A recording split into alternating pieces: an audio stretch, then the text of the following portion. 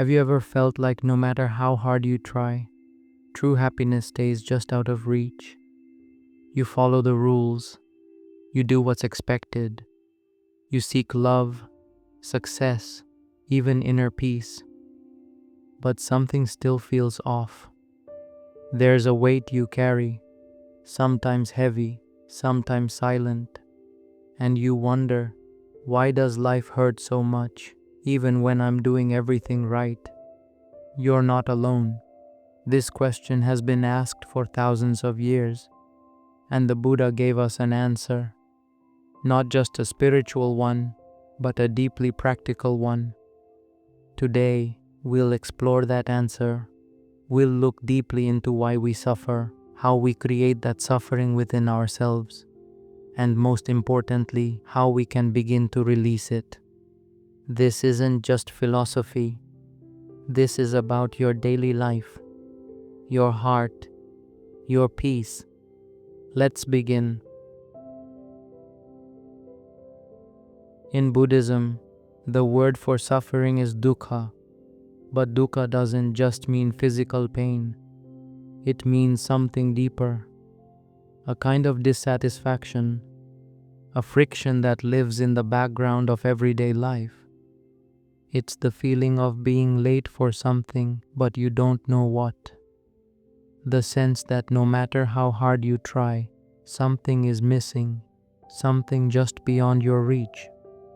Dukkha shows up in the smallest moments, when a relationship begins to fade, when a job loses its meaning, when joy arrives, but quietly reminds you it won't stay. According to the Buddha, this suffering isn't life's punishment. It's not karma. It's not bad luck. It's simply what happens when we misunderstand the nature of life. And the Buddha taught that this misunderstanding expresses itself in three powerful ways, three roots of suffering that grow within us, often without us knowing. Let's explore each one, slowly, gently. The first cause of suffering is clinging. Everything in life is temporary. Your body, your breath, your relationships, your identity, your joy, your sadness. Everything is in motion, but the human mind, it doesn't like that. It wants to hold on. It wants to keep what feels good and push away what feels bad. You fall in love and want that feeling to last forever. You achieve a goal and want that success to stay. You feel peace and try to trap it in a moment, but the moment passes. It always does. And when we try to resist that flow, when we cling to something that must eventually change, we suffer.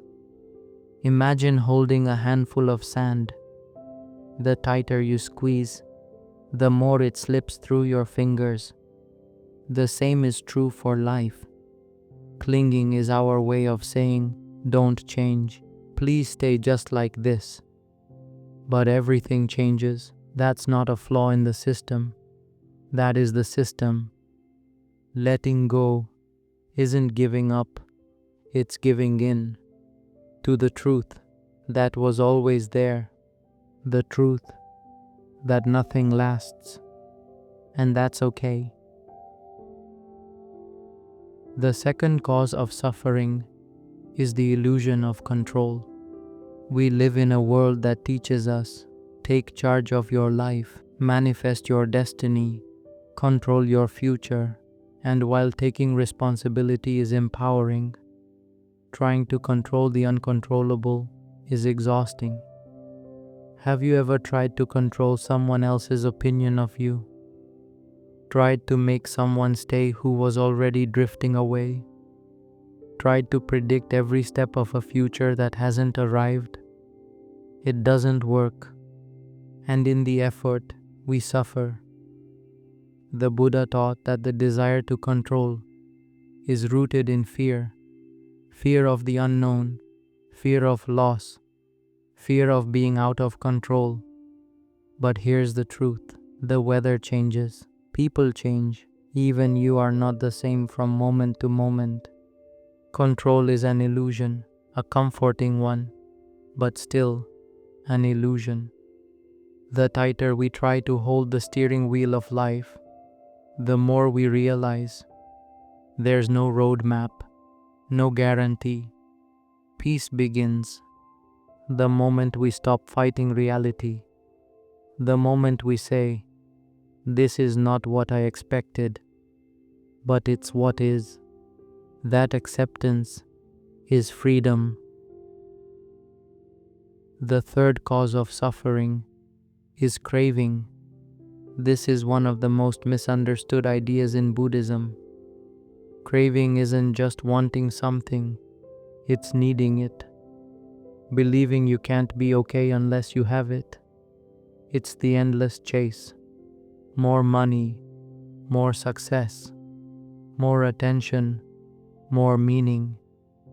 Even when we get what we want, the satisfaction is short-lived. We get the raise and soon want a promotion. We fall in love and fear losing it. We find peace, and suddenly we're afraid it won't last. This is the cycle of craving. The mind always looking for what's next, never satisfied, never still. And in that endless reaching, we miss what's already here. The Buddha didn't say desire is evil. He said clinging to desire, being consumed by it, that is suffering. When you no longer believe that happiness lives in the next achievement, or the next person, or the next version of yourself, you begin to find peace in the now, not in having everything, but in needing less. To understand these causes more deeply, let's look at a story the Buddha once told. There was a woman named Kisa Gotami. She lost her only child and was devastated by grief. She went from house to house, begging someone to give her medicine that could bring her son back to life. Eventually, she reached the Buddha, and he said, "Yes, I can help you. But first, bring me a mustard seed from a house where no one has ever lost a loved one." She searched and searched, knocking on every door, but at each house she heard stories of loss: a father, a sister, a child. She returned to the Buddha with empty hands, but an awakened heart. Her suffering had not been erased, but it had been transformed. She realized she was not alone in her pain, and that suffering is not personal, it is human. This story shows us something simple but profound. We suffer more when we believe we shouldn't suffer.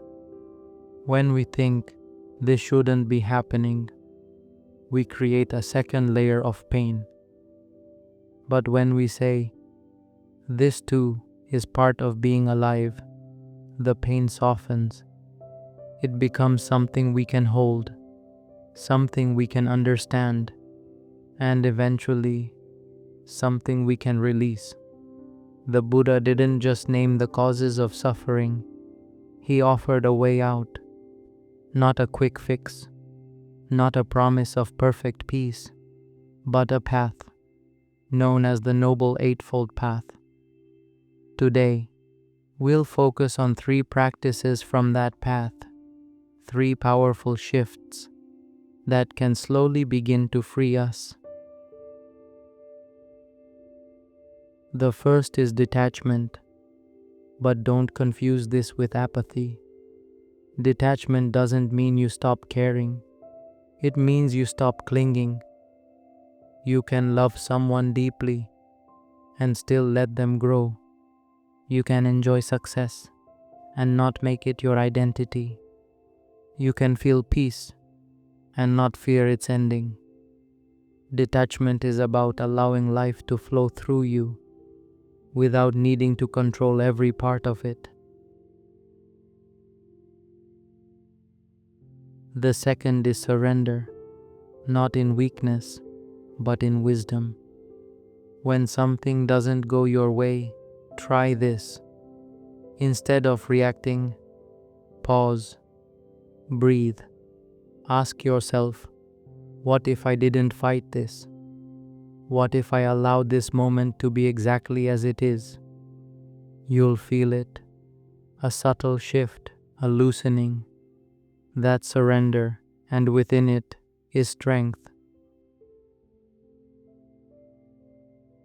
The third is gratitude, the simplest and the most powerful. Gratitude turns what we have into enough. Each morning, before reaching for your phone, ask, what do I already have today? A body that breathes, a roof above you, a moment of stillness. Even in chaos, there is always something to be grateful for. Always. Gratitude ends craving. It brings you back to the now and teaches the mind to be content, not restless. Let's take a few more moments to turn inward. Find stillness wherever you are.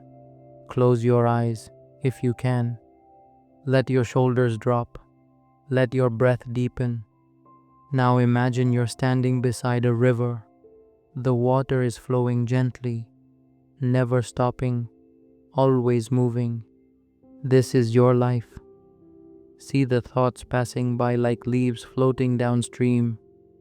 Memories, worries, expectations, regrets. You don't have to hold on to any of them. Just watch.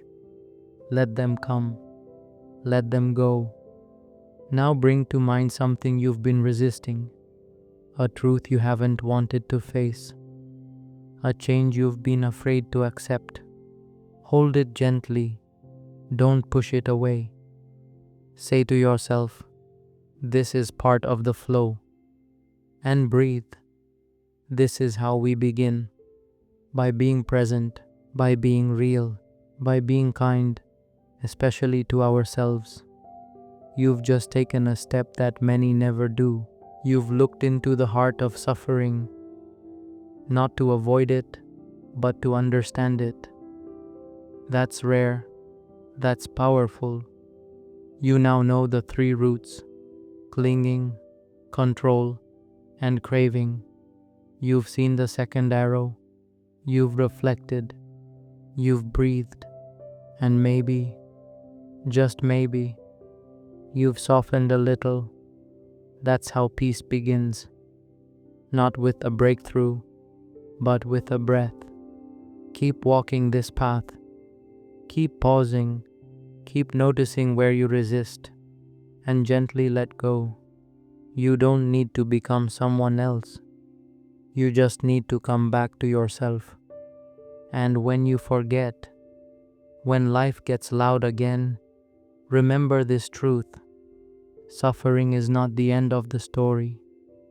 It's the doorway to wisdom. Thank you for listening. Thank you for being here. And most of all, thank you for being you.